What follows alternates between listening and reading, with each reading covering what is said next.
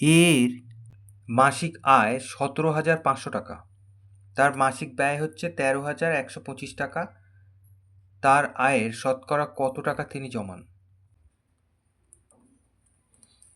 তাহলে এখানে আয় বলে দিচ্ছে আর ব্যয় বলে দিচ্ছে, তার জমান মানে সঞ্চয়, তাহলে আয় থেকে ব্যয় বিয়োগ করলে সঞ্চয় পাওয়া যায়। তাহলে প্রথমেই আমরা বিয়োগ করব। তাহলে তিনি মাসে সঞ্চয় করেন কত টাকা? এই যে 17,500 টাকা এটা উপরে লিখলাম, আর এই 13,125 টাকা নিচে লিখলাম। বিয়োগ করছি, 5 হাতে 1, 7 ঘর হাতে 1, 3 ঘর হাতে 1,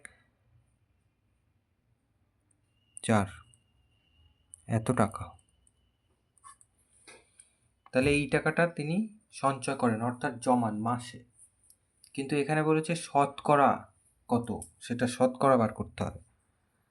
তাহলে শতকরা টাকা জমান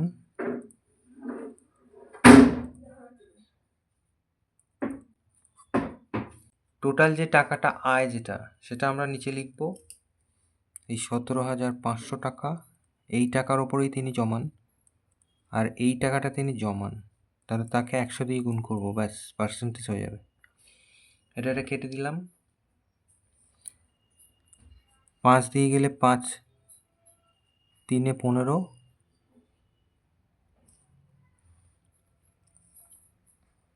5 5 25, এটা 5 দিয়ে কাটি, 5 8 40,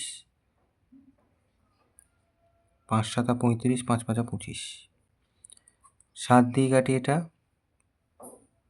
5 7 35, 7 1 7, 7 2 14, 5 7 35।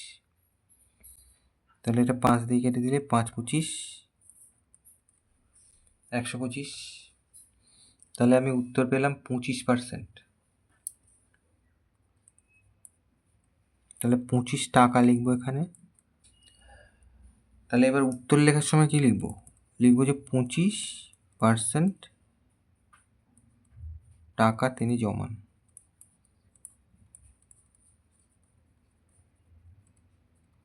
এটাই উত্তর।